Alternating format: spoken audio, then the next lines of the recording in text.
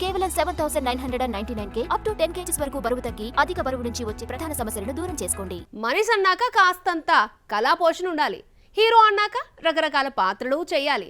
Story demand చేస్తే villain గాను మెప్పించాలి. Present ఇదే పాయింట్ ని తూచా తప్పకుండా పాటిస్తున్నాడు Bollywood senior hero.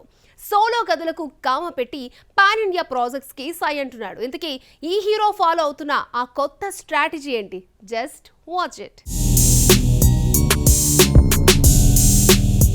Tollywood seniors లో చిరు, బాలయ్య, వెంకటేష్ సోలో హీరోస్ గా సత్తా చాటుతున్నారు. ఒక సినిమా సెట్స్ పై ఉండగానే 2-3 సినిమాలను లైన్ లో పెట్టేస్తున్నారు. కానీ ఈ విషయంలో కొత్త స్ట్రాటజీ ఫాలో అవుతున్నాడు నాగార్జున. సోలో మూవీస్ కి కామ పెట్టి మల్టీ స్టారర్స్ కే సై అంటున్నాడు. ఈ ఏడాది రిలీజ్ అయిన నా సమీరంగా హిట్ అయింది. అయితే ఇందులో నాగ్తో పాటు అల్లరి నరేష్, రాజ్ తరుణ్ కీలక పాత్రల్లో కనిపించారు. ప్రెజెంట్ సెట్స్ పై ఉన్న కుబేరలో కూడా ధనుష్ కి పోటీగా పవర్ఫుల్ పోలీస్ ఆఫీసర్ పాత్రలో నాగార్జున కనిపించబోతున్నాడు.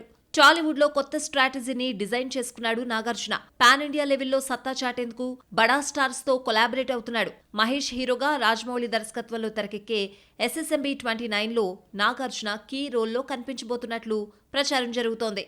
లోకేష్ కనగరాజ్ తెరకెక్కిస్తున్న కూలీలో రజనీకాంత్ కి విలన్ గా కనిపించేందుకు మన్మధుడు ఓకే చెప్పినట్లు తెలుస్తోంది. ఇవే కాకుండా వచ్చే ఏడాది పట్టాలెక్కడున్న బ్రహ్మాస్త్ర 2లో కూడా నా కీలక పాత్రలో కనిపిస్తాడట. మొత్తానికి ఎలా చూసినా సోలో హీరో కథలకి నాగ్ కమిట్ అవ్వడలేదు. మల్టీ స్టారర్ ప్రాజెక్ట్స్ కి సై అంటూ పాన్ ఇండియా రేంజ్ లో సందడి చేసేందుకు ఇంట్రెస్ట్ చూపిస్తున్నాడు. మరి ఈ కొత్త ట్రెండ్ నాగ్ కెరియర్ కి ఎంతవరకు ఉపయోగపడుతుందో చూడాలి.